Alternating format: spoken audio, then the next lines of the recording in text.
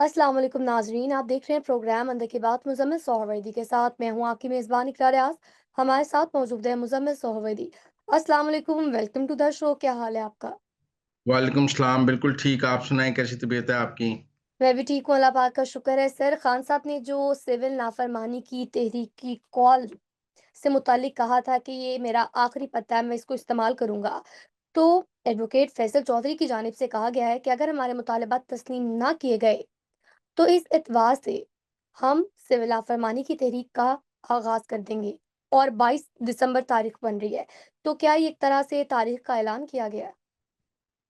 मेरे ख्याल में कल जो कौमी असम्बली में मुज़ाकरात के हक में पीटीआई के लोगों ने तकारीर की, शेर अफजल मरवत और दूसरों ने दर्जा हरारत को कम करने की कोशिश की, उसकी इत्तला इमरान खान को पहुंची और इमरान खान ने कहा कि ये तो सारे सुलह करने लगे हैं हुकूमत से। लिहाजा उन्होंने फौरी तौर पे सिविल नाफरमानी की कॉल की तारीख दे दी। लेकिन आप एक दिन पहले कौमी असम्बली का इजलास देखें, तो उसमें तो सब एक-दूसरे से वसीअतर मुफ़ाहद में मुज़ाकरात की बात कर रहे थे। याद सादिक ने कहा, "आप मेरे घर आ जाएँ," हुकूमत ने कहा, "हम बैठने को तैयार हैं।" तो कोई गन पॉइंट पर मुज़ाकरात तो नहीं होते। माहौल कल कौमी असेंबली में बना है, अगले इजलास में मज़ीद बनता। लेकिन हुआ क्या कि आज इमरान खान ने कॉल दे दी कि मैं इतवार को दूँगा। इसका मतलब है इमरान खान मुज़ाकरात नहीं चाहते।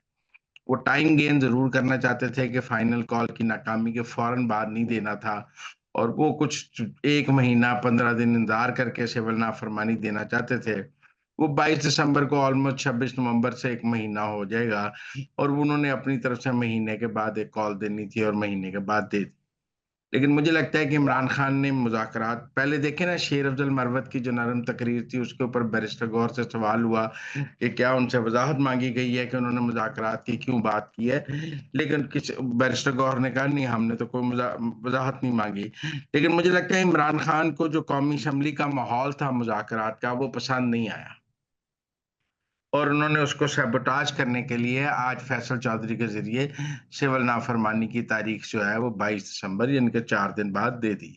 अब कल मुज़ाकरात की बात हुई है और आपने 3 दिन बाद सिविल नाफ़रमानी शुरू कर देनी है, तो गवर्नमेंट कोई आपके आगे सरेंडर तो नहीं की हुई कि 3 दिन में आपके मुज़ाकरात ना माने, मुतालबात ना माने, तो 3 दिन बाद आप सिविल नाफ़रमानी शुरू कर देंगे। ये तो ख्वाजा आसिफ की बात ठीक हुई कि आप गन पॉइंट पे मुज़ाकरात चाहते हैं, तो हुकूमत गन पॉइंट पे मुज़ाकरात करने को तैयार नहीं। मेरे ख़्याल में जो माहौल बनाया था पीटीआई पाकिस्तान ने, इमरान खान ने उसको साबोताज कर दिया, वो इमरान खान की मर्ज़ी से नहीं बना था।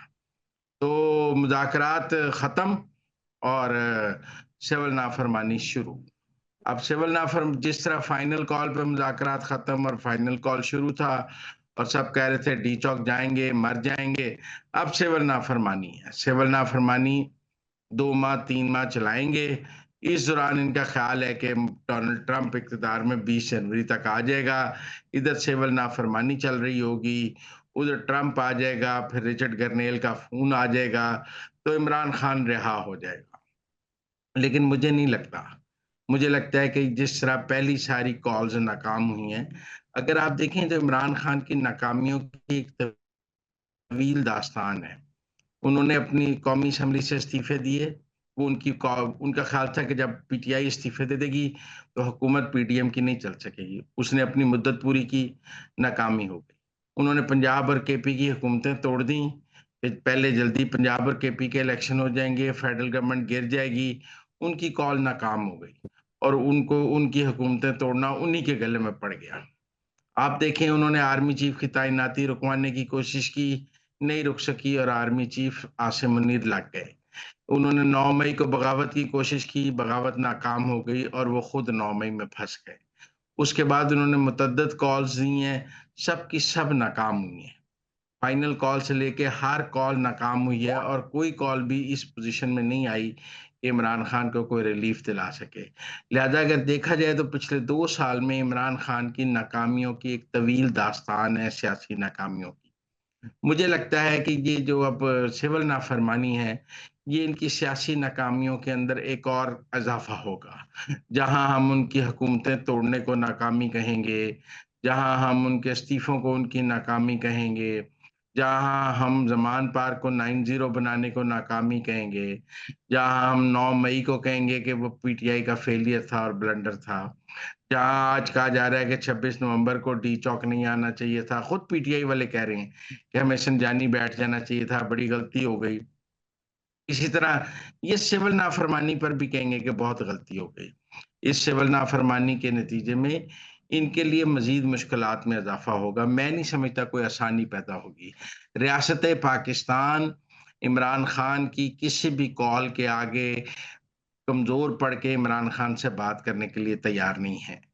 लिहाज़ा अगर इमरान खान का क्या ख़्याल है कि वो किसी कॉल के नतीजे में, थ्रेट के नतीजे में रियासत-ए-पाकिस्तान से बात कर लेंगे, कोई रिलीफ़ ले लेंगे, तो मुझे मुमकिन नज़र नहीं आता। आजकल तहरीक-ए-इंसाफ वालों का अजब मूड है।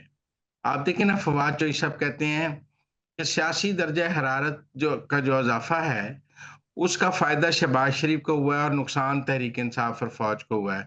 भाई, सियासी दर्जा हरारत गरम किसने किया हुआ है? शहबाज शरीफ ने सियासी दर्जा हरारत गरम किया हुआ है, तहरीक इंसाफ ने गरम किया हुआ है। शहबाज शरीफ फ़ौज को गालियाँ निकाल रहा है, तहरीक इंसाफ निकाल रही है। ये सिविल नाफ़रमानी की जो तहरीक आप शुरू कर रहे हैं, क्या इससे एस्टेब्लिशमेंट हिट नहीं होगी? ये तहरीक शहबाज शरीफ शुरू कर रहा है, सियासी दर्जा-ए-हरारत बढ़ा रहा है, या फ़ौजी मसनूआत के बायकॉट की जो मुहिम चल रही है, वो शहबाज शरीफ चला रहा है या इमरान खान चला रहा है और तहरीक इंसाफ चला रही है? मुझे समझ नहीं आती फवाद चौधरी साहब के इस मौक़िफ़ की कि जी, वो जी दर्जा-ए-हरारत हुकूमत कम नहीं कर रही। हुकूमत क्या कम करे दर्जा-ए-हरारत? हुकूमत जाके क्या करे? इमरान खान साहब सब्र का कोई दामन पकड़े तो उनसे कोई बात हो ना, वो तो 3 दिन बाद कह देते हैं बस गल खत्म हो गई, मैंने अब कॉल देनी है। तो वो हुकूमत कहती है अच्छा भाईजान एक और कॉल दे दें। अब आप देखें उस दिन शहरयार अफरीदी साहब कौमी असेंबली में क्या कह रहे थे। वो कह रहे थे कि जब राना सनाउल्लाह पे हेरोइन डाली गई, तो मैंने डीजी एएनएफ को और उनसे पूछा और उन्होंने मुझे कहा कि हम अपने बच्चों की कसम खाते हैं कि ये सच्चा है। फिर मैं उनको कैबिनेट में ले गया। भाई, कुरान और रसूल और अल्लाह को जान देनी है कि प्रेस कॉन्फ्रेंस है तो शहरयार अफरीदी साहब आप कर रहे थे। आप ऐलान कर रहे थे कि वीडियोज़ आपके पास मौजूद हैं।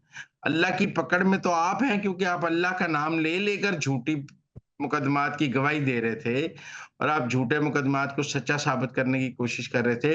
अगर आज आप अपनी मुश्किलात बयान कर रहे हैं, तो आप ये देखें कि सारी रात जब राना सनाउल्लाह की बेगम जेल के बाहर खड़ी रही थी और आपकी हुकूमत ने जेल का दरवाज़ा दवाई देने के लिए नहीं खोला था, तो उस वक़्त भी आज आप अल्लाह की पकड़ में आज सफाइयाँ देने से कुछ नहीं होगा कि मैं उस वक़्त नहीं था और जो फ़ौज ने कर दिया, मैंने तो कुछ नहीं किया, फ़ौज ने कर दिया। भई तुम वज़ीर थे, इस्तीफ़ा दे देते उस दिन।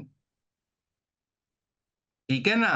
तो आज जो हुँ। तहरीक इंसाफ और एस्टेब्लिशमेंट की लड़ाई है, वो कोई हुकूमत ने तो नहीं कराई है। ये सिविल नाफ़रमानी की कॉल हो या आपके बयानात हों या अली मोहम्मद खान की गुफ्तगू हो, उससे दर्जा हरारत बढ़ रहा है कि ख्वाजा आसिफ की गुफ्तगू से दर्जा हरारत बढ़ रहा है।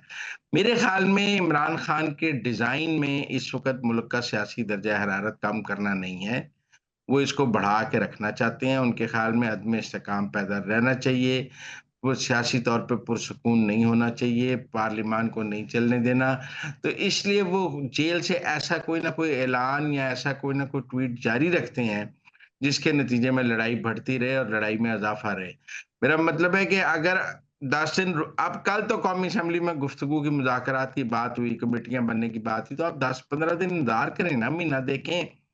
4 दिन बाद ही आपने कहा अगर इतवार तक नहीं होगा तो मैं ये कर दूँगा, तो कोई भी हुकूमत आपकी डेडलाइन्स पर तो मुज़ाकरात नहीं करेगी कि आपने जो डेडलाइन्स दी हैं उनके मुताबिक मुज़ाकरात होंगे और आपके जो मुतालबात हैं उन पर मुज़ाकरात होंगे। यकीनन हुकूमत के भी कोई मुतालबात होंगे। खाली सर, आप यहाँ मैं आपसे एक सवाल करना चाहूँगी, क्या बानी पीटीआई को एतमाद का फुक़दान है हुकूमत पर, जो कि उन्होंने कहा है कि इन्होंने तो कुछ करना नहीं है, तो हम फ़ौरन इतवार से ही कॉल शुरू कर देंगे? और दूसरी बात ये कि ये तो खान साहब ने कहा था उनके पास आखिरी पत्ता है, तो अगर ये आखिरी पत्ता भी नाकाम हो जाता है, तो फिर पहले वो पाकिस्तान तहरीक-ए-इंसाफ पाकिस्तान से मायूस हो चुके हैं, तो फिर वो पीटीआई ओवरसीज़ से भी मायूस हो जाएँगे, तो फिर उनके पास क्या रास्ता होगा?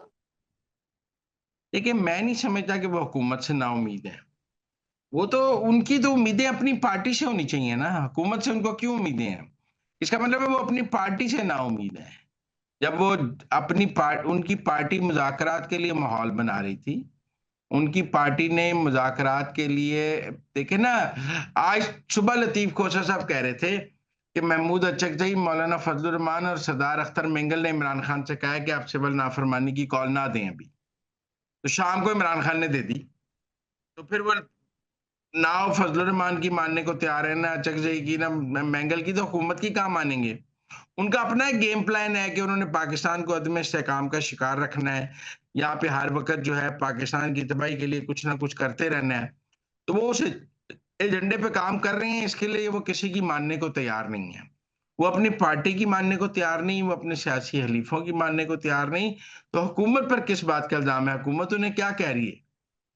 हुकूमत ने तो उन्हें बहुत कंफर्टेबल रखा हुआ है कि वो रोज़ मीडिया से बात करते हैं, रोज़ एक नई कॉल देते हैं, कोई जेल से कॉल दे सकता है, ये पहला कैदी है जो जेल से कॉल देता है और वो इमरान खान। सर आगे बढ़ेंगे और अब आपसे क्योंकि जानना हमारे चाहूँगी। दोस्तों ने, मैं आज सियासी तबसरा पढ़ा था, कुछ लोगों ने कहा इससे पहले मुल्क में ना एस्टेब्लिशमेंट मुल्क को सियासी अदम इस्तेहकाम का शिकार करती थी। अब ये जो ताकत है, ये एस्टेब्लिशमेंट से इमरान खान ने हासिल कर ली है कि मुल्क को अदम इस्तेहकाम का शिकार करते हैं। भाई जी। अगर एस्टेब्लिशमेंट को अक्ल आ गई है और मुल्क को अदम इस्तेहकाम का शिकार नहीं कर रही और इमरान खान अदम इस्तेहकाम का शिकार कर रहा है, तो ये कोई अच्छी मिसाल तो नहीं है। जब एस्टेब्लिशमेंट मुल्क को अदम इस्तेहकाम का शिकार करती थी, तो हम एस्टेब्लिशमेंट को बुरा कहते थे। आज इमरान खान मुल्क को अदम इस्तेहकाम का शिकार कर रहा है, तो हम इमरान खान को बुरा कहेंगे। कोई भी मुल्क को अदम इस्तेहकाम का शिकार करेगा, हम उसको बुरा कहेंगे, क्योंकि मुल्क में अदम इस्तेहकाम तो किसी को भी पसंद नहीं है। सर अब आगे बढ़ेंगे और आपसे जानना चाहूँगी कि जो कहा जाता है पाकिस्तान तहरीक-ए-इंसाफ की जानिब से कि डोनाल्ड ट्रंप साहब आएँगे, फिर अब जो रिचर्ड कर्नल हैं सर, वो फिर कॉल करेंगे और फिर इतना दबाव डाला जाएगा पाकिस्तानी हुकूमत पर, पाकिस्तान पर कि वो खान साहब को रिहा करेंगे। तो क्या अगर ये दबाव डाला जाता है तो हुकूमत की जानिब से कोई हिकमत अमली तैयार कर ली गई है पहले से या ये महज़ सिर्फ़ बातें हैं कि दबाव डाला जाएगा? देखिए, अमेरिका कोई भी मुल्क किसी दूसरे मुल्क पर कैसे दबाव डाल सकता है? दबाव डालने का एक तरीका तो ये है कि वो पाकिस्तान पर हमला करने की धमकी दे कि अगर आपने इमरान खान को रिहा ना किया, जैसे खान साहब कह रहे हैं कि अगर इतवार तक जुडिशल कमीशन ना बनाए तो सिविल नाफरमानी है। तो डोनाल्ड ट्रंप कहें कि अगर आपने 5 दिन में इमरान खान को रिहा ना किया तो हम पाकिस्तान पर बमबारी कर देंगे। क्या इसका कोई इम्कान है? मुझे लगता है नहीं है। देखिए, एक है फौजी कार्रवाई, एक है मुआशी कार्रवाई। क्या अमेरिका इमरान खान की रिहाई के लिए पाकिस्तान पर माशी पाबंदियां लगाएगा? मुझे नहीं लगता। क्या इस वक़्त अमेरिका पाकिस्तान को कोई इमदाद दे रहा है? नहीं, इस वक़्त पाकिस्तान अमेरिका से कोई इमदाद नहीं ले रहा। अमेरिका ने पाकिस्तान को इमदाद देना बंद कर दी हुई है, जब से अफ़गानिस्तान से वो चला गया है, जो वो फ़ौजी असिस्टेंस देता था, वो भी ख़त्म कर दी हुई है।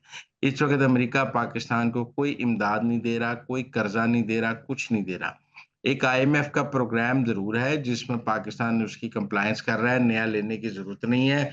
और पाकिस्तान अपने तमाम, कल ही स्टेट बैंक के गवर्नर ने कहा है, उनका है कि अगले 1 साल में पाकिस्तान को अपने बैरूनी कर्ज़े अदा करने के पैसे पाकिस्तान के पास मौजूद हैं और हमें मज़ीद किसी कर्ज़ लेने की ज़रूरत नहीं है। तो ना तो कोई माशी दबाव अमेरिका डालने की पोज़ीशन में है, ना कोई फ़ौजी दबाव डालने की पोज़ीशन में है। एक सफ़ारती दबाव ज़रूर है। सफ़ारती दबाव तो देखें, डॉक्टर शकील अफरीदी की रिहाई के लिए भी है, तो हमने कोई रिहा कर जी, दिया है। हमारा आफ़िया राइट। सिद्दीकी की रिहाई के लिए हमने को उन्होंने कोई आफ़िया सिद्दीकी रिहा कर दिया है। अब कल डोनाल्ड ट्रम्प ने अपनी पहली प्रेस कॉन्फ्रेंस की है, जब से वो सदर बने हैं। उस प्रेस कॉन्फ्रेंस में उन्होंने इमरान खान का या पाकिस्तान का कोई नाम ही नहीं लिया, कोई ज़िक्र ही नहीं है। उसमें यूक्रेन का ज़िक्र है, यूक्रेन की जंग फ़ौरन बंद होने इसराइल का की। ज़िक्र है। इसराइल का ज़िक्र है, अरब ममालिक यमन का ज़िक्र है, उसमें और जो ब चाइना का ज़िक्र है, उसमें जापान से $100 बिलियन की इन्वेस्टमेंट का ज़िक्र है। लेकिन उसमें पाकिस्तान का तो कोई ज़िक्र नहीं है। कोई उन्होंने ज़िक्र नहीं। कोई रिलीज़ इमरान खान की बात नहीं की है, ना डोनाल्ड ट्रम्प ने। क्योंकि मैं बार-बार दोस्तों को बता रहा हूँ कि इस वक़्त कल सारी प्रेस कॉन्फ्रेंस यूक्रेन और इसराइल पर थी। पाकिस्तान तो बीच में रेलेवेंट था ही नहीं। मुझे लगता है कि हमारे अमेरिका के दोस्तों ने भी बहुत ज़्यादा ही उम्मीदें लगा ली हैं डोनाल्ड ट्रम्प से और उन्हीं उम्मीदों पर इमरान खान भी इस वक़्त चल रहे हैं। उनको वही ब्रीफिंग है कि बस आप सिविल नाफ़रमानी का ऐलान कर दें एक तरफ और दूसरी तरफ आप देखें ट्रम्प आ जाएगा तो बस कमाल हो जाएगा। तो ये जो ट्रम्प की टाइमिंग के मुताबिक काम करने की कोशिश की जा रही है ना, ये भी एक बहुत बड़ी नाकामी होगी और इसके नतीजे में मुझे नहीं लगता कि इमरान खान को कुछ हासिल होगा। मुझे लगता है 6 एक महीने बाद ना पूरी पीटीआई जो है ट्रम्प को गालियाँ निकाल रही होगी और कहेगी कि देखें कोई फ़ायदा नहीं हुआ, इन्होंने पाकिस्तान को कुछ भी नहीं कहा, इन्होंने आसिम मुनीर को कुछ नहीं कहा और देखें जी खान अंदर ही है, खान की रिहाई के लिए कुछ नहीं किया गया। मुझे नहीं लगता पाकिस्तान की एस्टेब्लिशमेंट इस वक़्त किसी ऐसे मूड में है कि अमेरिका के एक फ़ोन पर इमरान खान को छोड़ देगी। ये इस वक़्त ना ऐसा माहौल है, ना पाकिस्तान की एस्टेब्लिशमेंट और अमेरिका के को पेंटागन की ऐसी कोलैबोरेशन चल रही है जिसमें दिन-रात का राब्ता हो, ना कोई जॉइंट जंग चल रही है, ना कुछ है। इस वक़्त पाकिस्तान एक बिल्कुल नॉन रेलेवेंट कंट्री है अमेरिका के लिए, उसके लिए दीगर ममालिक यूरोप इम्पोर्टेंट है, यूक्रेन इम्पोर्टेंट है, इसराइल इम्पोर्टेंट है, पाकिस्तान तो कहीं है ही नहीं इसमें। मुझे लगता है ये जो उम्मीदें हैं ना सिविल नाफरमानी और ट्रंप, ये दोनों ही नाकाम होंगी, इसकी कामयाबी के मुझे कोई इम्कान नज़र नहीं आता। तो नाज़रीन, ये थी आज के अंदर की बातें। आपसे मुलाकात होगी अगले प्रोग्राम में। तब तक के लिए आप हमें दीजिए इजाज़त। अल्लाह निगहबान।